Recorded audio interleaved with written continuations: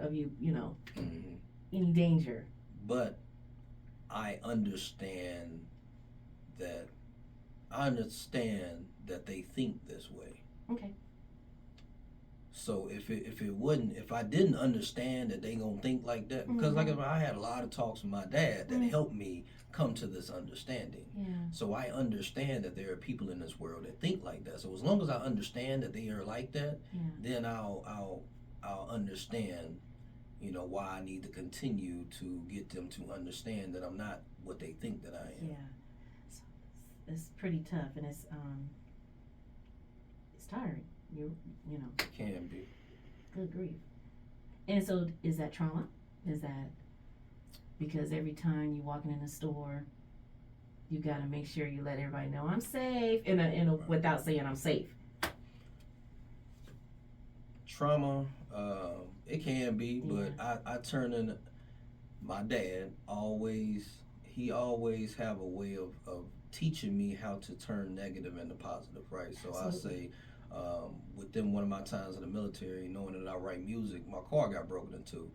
I had everybody in that, and this we was in Hampton, Virginia at the Mm. time. I had everybody in the hood that I knew posted like a stamp, like just checking, shaking people, checking in when you come in. I mean, and it's like I was ready to just, Mm-hmm.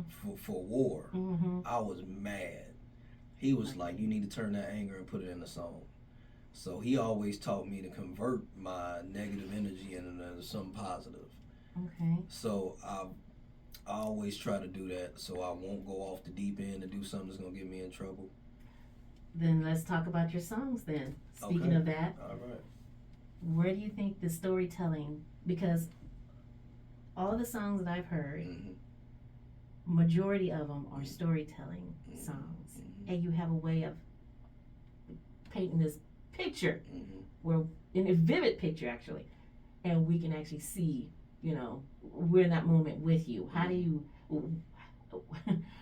What type of mindset are you in before you write your songs?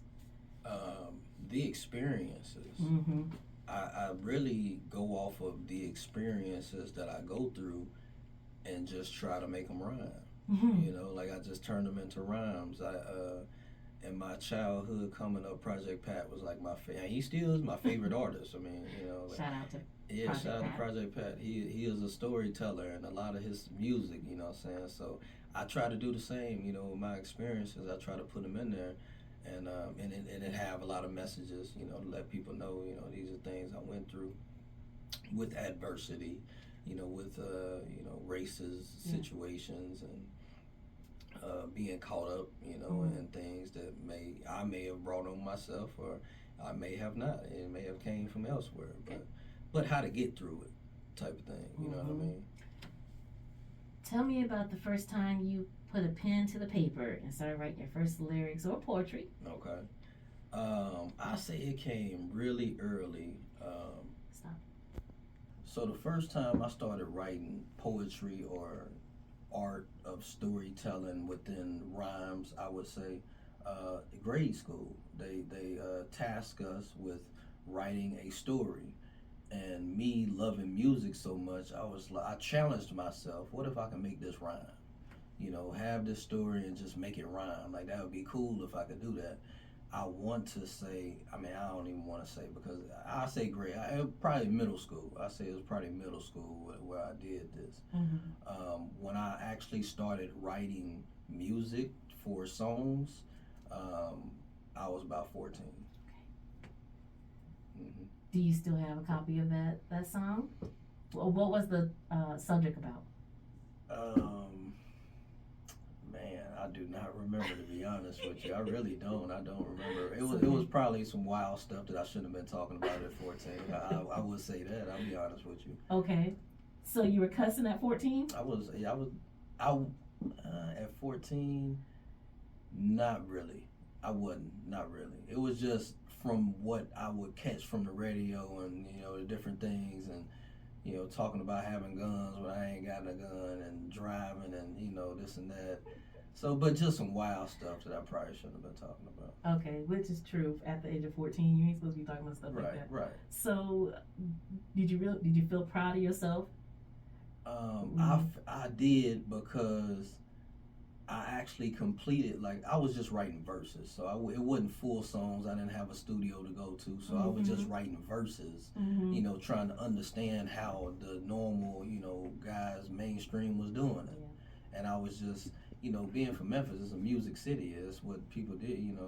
There's a lot of music talent that still to this day comes out of Memphis. So Absolutely. I felt encouraged, by a lot of what I was listening to. Like I said, Project Pat and Yo Gotti and 3 6 Mafia. I listened to a lot of that, and even a lot of Atlanta music was out at the time. I listened to a lot of Southern music, not too much East Coast and upstate music as much. Just music videos you see, but I was influenced a lot of Southern music, Outkast, and a lot like that.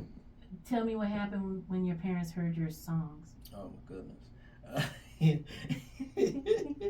So okay, it was when I moved.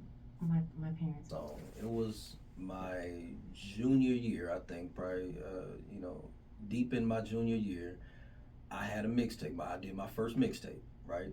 And across the street from us was my boss that I used to paint with, and so he used to let me drive the van, to this property, to that property, and I had my mixtape in there. Me and my boys listening to it, and one day I forgot my CD in there, and he had the van, that night or whatever, and I think I was out playing ball or something. He brought my mixtape over to the house, across the street over to the house.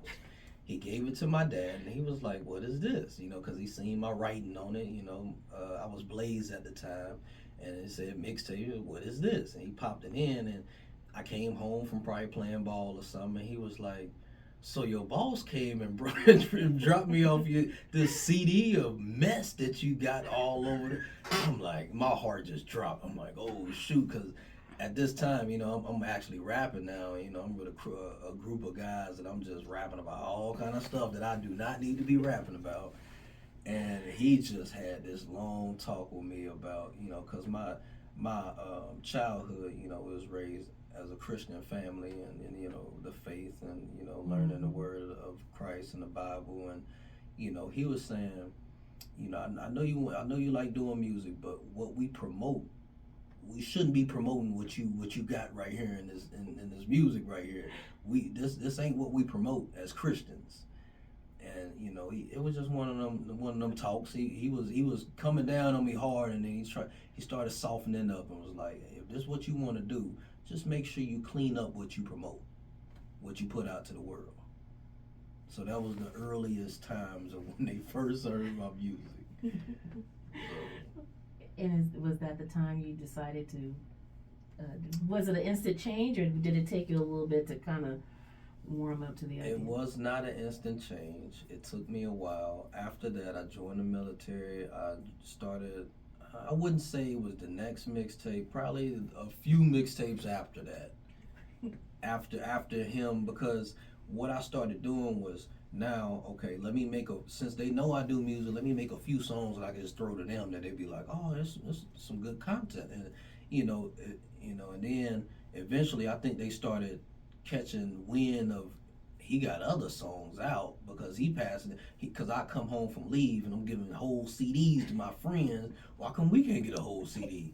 I'm like, well, I don't know if you want to. All these songs ain't everything that I sent you. And so eventually I started, really cleaning it up, because I think where that came from was my relationship with God started getting stronger. So with my relationship with God getting stronger, then I was cleaning it up more, understanding that, this is actually a gift that I have. Like, people actually really like my music, and this is a gift that I have. I have to do my gift for the one who gave it to me. Yeah. Mm-hmm. Amen.